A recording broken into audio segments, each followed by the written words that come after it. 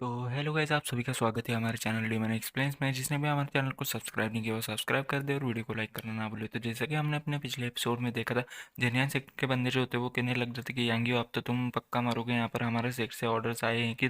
तुम्हें जिंदा या फिर मुर्दा पकड़कर सेक्ट में लाया जाए, यहाँ पर अब तुम बिल्कुल भी नहीं बचोगे। तभी यांगियो जो होता है वो कहने लग जाता कि अच्छा, तो तुम सब मुझे मारना चाहते हो, जब तक ये मेरे लोग मेरे पास हैं यहाँ पर तुम में से कोई भी मुझे छू नहीं सकता। तभी हम देखते हैं बंदे जो होते हैं वो सामने की ओर देखते हैं तो बहुत ही ज़्यादा शौक हो चुके होते हैं और वो कहने लग जाते हैं कि अब ये क्या बकवास है यहाँ पर। तभी हम देखते हैं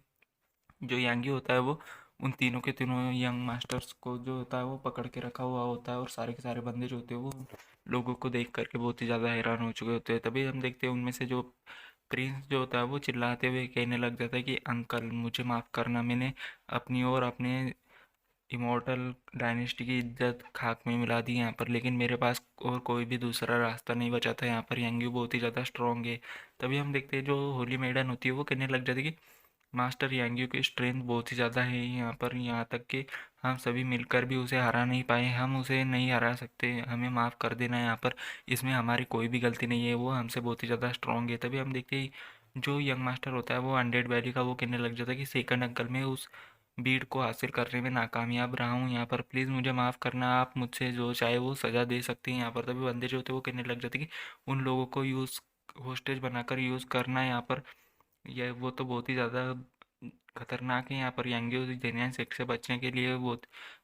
ये सब कर रहा है यहाँ पर, वो तो बहुत ही ज़्यादा चालाक है यहाँ पर। तभी हम देखते हैं अनडेड वैली का लीडर जो होता है वो कहने लग जाता है कि यांग्यो अब तुम उन लोगों के साथ क्या करना चाहती हो यहाँ पर, प्लीज़ उन्हें छोड़ दो। तभी हम देखते हैं ग्रीन होली लैंड की जो लीडर होती है वो कहने लग जाती है कि यांगियो अगर तुम मरना नहीं चाहते तो उन्हें छोड़ दो। इमॉर्टल डायनेस्टी का किंग जो होता है वो कहता है कि यांगियो अगर तुम सच में मरना नहीं चाहते तो फिर उन्हें छोड़ दो यहाँ पर, वरना हम सच में तुम्हें मार डालेंगे यहाँ पर। तभी हम देखते हैं वो इतना कह ही देता है कि तभी हम देखते हैं वो घूर घूर के यांगियो की ओर देखने लग जाता है और कहने लग जाता है कि क्या तुम्हें शर्म नहीं आती, जल्दी करो और उनको छोड़ दो। तभी हम देखते हैं यांगियो जो था वो कहने लग जाता है कि चिंता मत करो, तुम्हें इतना ज़्यादा नर्वस होने की ज़रूरत नहीं है यहाँ पर, वैसे भी हम लोग बहुत ही ज़्यादा अच्छे दोस्त हैं यहाँ पर। उन्होंने उन्हें डर था कि कहीं बाहर निकलने के बाद जेनियन सेक्ट मेरे पीछे ना पड़ जाए यहाँ पर, इसीलिए उन्होंने मुझे बचाने के लिए अपने आप सेक्रीफाइस देने के लिए फैसला किया है यहाँ पर। आपको ऐसे महान डिसेंडेंट्स मिले हैं तो आपको अपने ऊपर गर्व होना चाहिए यहाँ पर। तभी हम देखते हैं तीनों लीडर जो थे वो कहने बहुत ही ज़्यादा हैरान हो जाते हैं उनकी बात सुन करके, और कहने लग जाती मैंने इससे पहले इतना ज़्यादा शेमलेस कमीना नहीं देखा यहाँ पर।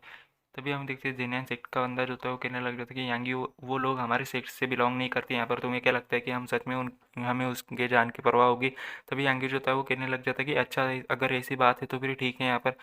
तुम्हें ये देखो यहाँ पर। तभी हम देखते हैं इतना कह करके यांगी जो था वो उन तीनों के ऊपर एक अटैक कर देता है, जिससे कि उनके गर्दन के ऊपर छोटा छोटा एक कट लग जाता है तीनों की गर्दन के ऊपर। और हम देखते हैं जो तीनों लीडर्स होते हैं वो कहने लग जाते कि यांग्यू रुक जाओ यहाँ पर, यांग्यू हर चीज़ पर बैठकर बात की जा सकती है यहाँ पर, तुम्हें उन्हें छोड़ दो यहाँ पर, हम जेनियन सेक्ट में से बचने के लिए तुम्हारी मदद करेंगे यहाँ पर। तभी हम देखते हैं वो तीनों के तीनों यांग्यू को और भी ज़्यादा समझाने लग जाते कि यांग्यू तुम वहीं पर रुक जाओ यहाँ पर, हम तुम्हारी मदद करेंगे जेनियन सेक्ट से बचने के लिए, यहाँ पर तुम्हें कुछ भी करने की गड़बड़ करने की ज़रूरत नहीं है यहाँ पर, तुम जल्दबाजी में कोई भी गलत फैसला मत कर लेना यहाँ पर। तभी हम देखते हैं यांग्यू जो था वो कहने लग जाता कि देखो, क्या आप लोग ये नहीं चाहते कि मैं मुझे लगता है कि आपको इसके बारे में सोचने की ज़रूरत है, जिन्नैन सेक्ट के लोग मुझे इतनी आसानी से यहाँ से जाने नहीं देंगे यहाँ पर, इसीलिए मैं चाहता हूँ कि आपको इसके ऊपर सोचने की ज़रूरत है यहाँ पर, क्या आपको इन लोगों की मरने की परवाह है यहाँ पर। तभी हम देखते हैं जिन्नैन सेक्ट का जो बंदा होता है वो कहने लग जाता है कि यांगी तुम तो बहुत ही ज़्यादा शेमलेस हो यहाँ पर, तुम्हें क्या लगता है कि अगर तुम ऐसे ही तरीके का इस्तेमाल करोगे तो तुम बच जाओगे यहाँ पर, हमारा सेक्ट तुम्हें कभी भी नहीं छोड़ेगा यहाँ पर, कभी ना कभी तो तुम्हें मरना ही पड़ेगा यहाँ पर। तभी हम देखते हैं यांगी जो था वो कहने लग जाती है अभी के लिए मैं तो यहाँ से जा रहा हूँ यहाँ पर, मुझे पता है कि मेरे जाने के बाद लोग मेरा पीछा ज़रूर करेंगे यहाँ पर, मैं जब तक इन्हें नहीं छोड़ूंगा जब तक कि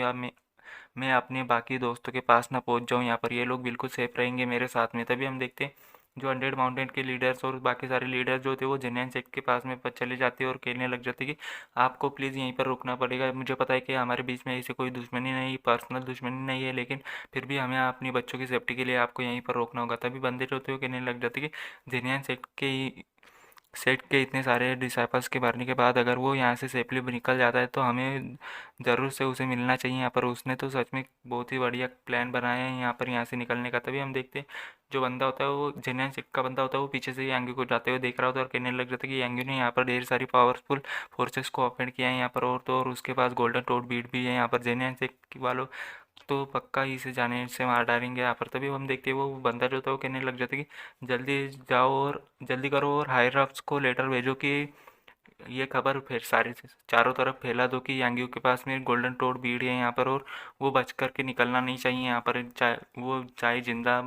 रहे या फिर मरा हुआ रहे यहाँ पर, वो हमारे हाथ में ज़रूर लगना चाहिए यहाँ पर। तभी हम देखते हैं यांग्यू सीन थोड़ी देर बाद का दिखाया जाता है, जब जहाँ पर कि यांग्यू जो था वो कहने लग जाता है कि